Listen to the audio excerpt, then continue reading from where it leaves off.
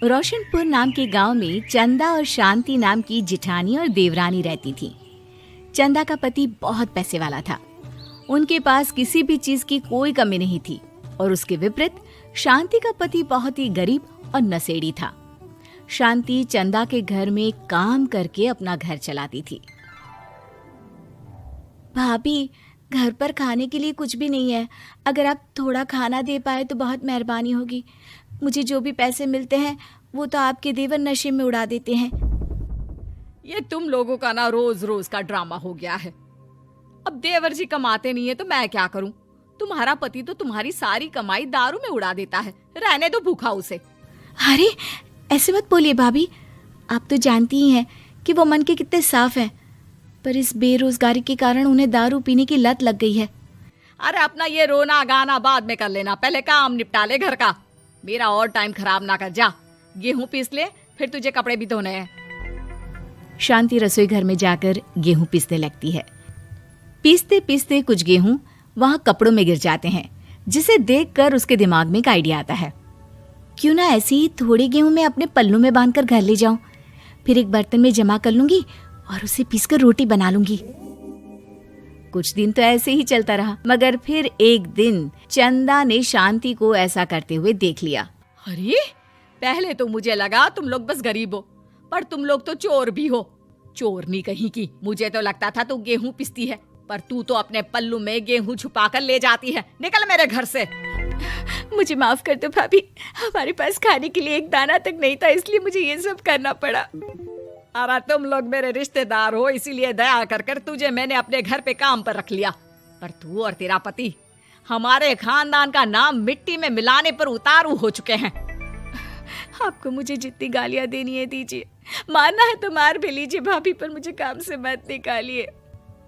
परिवार की बात है, वरना कोई और ऐसा काम करता ना तो धक्के मार कर कब से घर का बाहर निकाल दिया होता। रोते रोते शांति अपने घर चली जाती है, जहाँ उसका नशेड़ी पति कहता है, अरे कहाँ रह गई थी कामचोर? इतनी देर क्यों कर दी? आज पैसे लाई कि आज भी खाली हाथ वापस आ गई है? अपने हाथ दिखा। जरूर पैसे छुपा लिए ताकि मैं दारू ना पी पाऊं।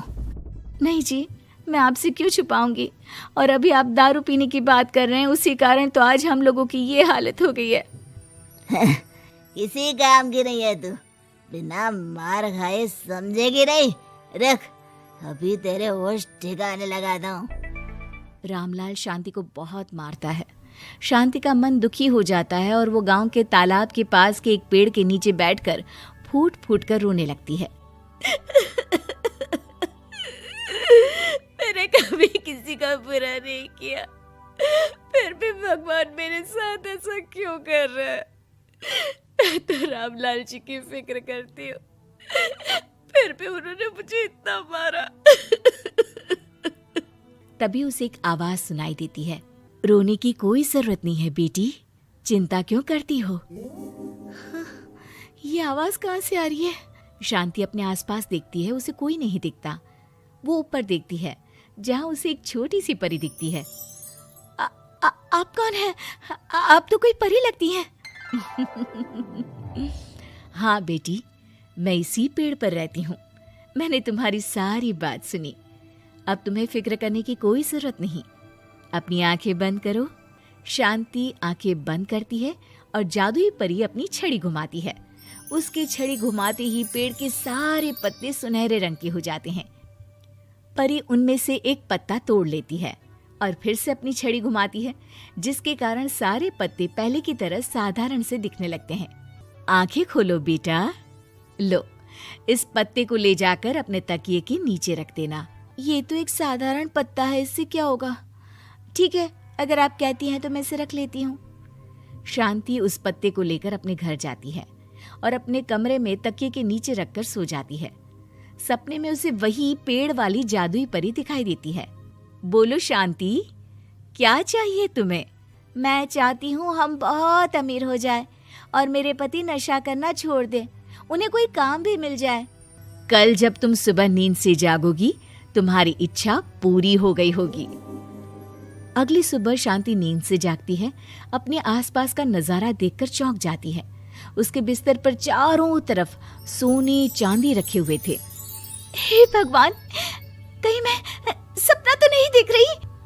इतना सारा सोना, वो भी मुझ गरीब के पास। रामलाल जी को बताती हूँ, वो बहुत खुश होंगे। शांति जैसे ही कमरे के बाहर जाती है, वो देखती है कि रामलाल सूट बूट पहने काम के लिए बाहर जा रहा होता है। मुझे शहर में एक नौकरी मिल गई है शांति, मुझे आने में देर हो जाएगी, घर का ध्यान रखना। और इस तरह शांति बहुत अच्छा जीवन बिताने लगती है। उसके पास अब किसी भी चीज की कमी नहीं रह जाती। रातों रात शांति के पास आए इतने पैसों को देखकर उसकी जिठानी उससे पूछती है, अरे क्यों रे शांति, कहीं बड़ा हाथ मारा है क्या? अचानक तुम लोगों के पास इतना पैसा कैसे आ गया? नहीं नहीं भाभी, ये सब तो जादुई परी के दिए हुए पत्ते का कमाल है। शांति जादुई पत्ते के बारे में सारी बात चंदा को बताती है, जिसे सुनकर चंदा के मन में लालच आ जाता है और वो झूठ मूठ रोते हुए उसी पेड़ के नीचे जाती है जहाँ उसकी रोने की आवाज सुनकर जादुई परी कहती है, क्या हुआ बेटा, क्यों रो रही हो? मैं बहुत गरीब हूँ, मेरे पति मुझे बहुत मारते हैं, अब मैं जीना नहीं चाहती।